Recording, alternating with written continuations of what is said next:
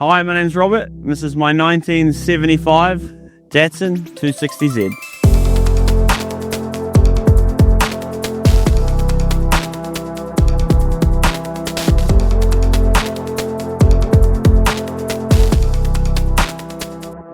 My wife and I moved to Australia 5 years ago.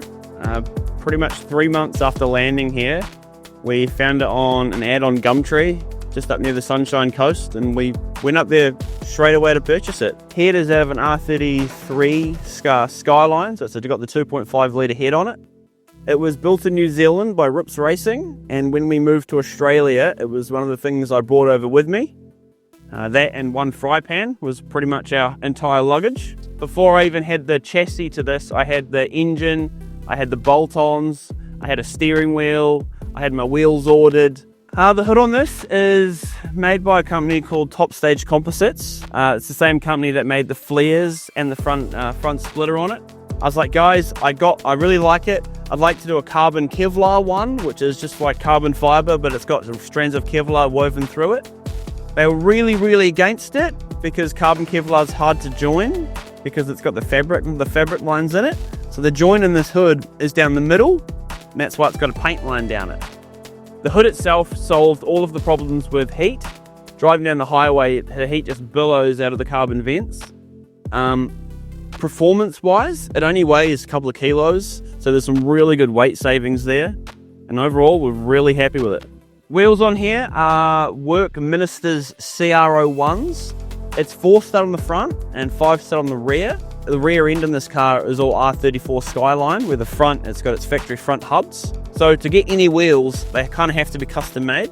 Fronts are 9 inches wide, the rears are 10s. I'm a sucker for scouring wheel websites and bits and pieces and looking at photos. So one of the things I would love to own myself is just a wall of vintage JDM wheels. So there's definitely going to be more wheel combos coming in the future, but I would like to stick with Work or BBS, or just like things from Japan, or like roughly towards the 90s era, which is where I've sort of tried to take the styling of this car. The interior is a bit of a up and down. There's a few things I'm going to change on the interior. Imported a set of Recaro LX fishnets, and they fit absolutely perfectly. Because we weren't using the original seat belts for like safety reasons in the car, just because they were so old, I decided to cut them up, and I've used the original Datsun latches from them to make luggage restraints in the rear.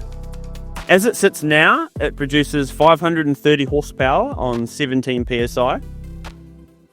I discovered the 8 HP transmission swaps, and I've done one of those, and it has changed the car phenomenally. What these transmissions can do and what they will do in the future will just blow everyone away. I can drive it like a Toyota Corolla, I can drive it like a Lamborghini. I've got carbon pedal shifts, I can gear bang it.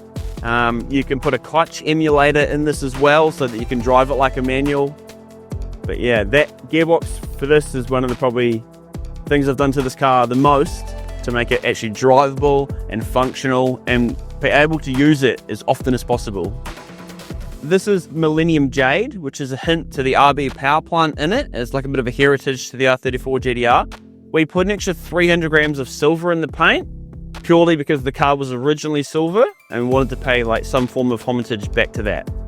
The panel and paint on this car is not perfect, but I did it myself. I would 100% do it again. Every single thing that you can possibly do to a car has been documented somewhere on like old early 2000s forums or brand new YouTube videos. There's videos on how to weld, how to paint, how to wire, build engines. Everything just comes down to confidence, how much time you've got. Yeah, I didn't know how to paint, do panel work. I brought this car and learnt how to weld on this car.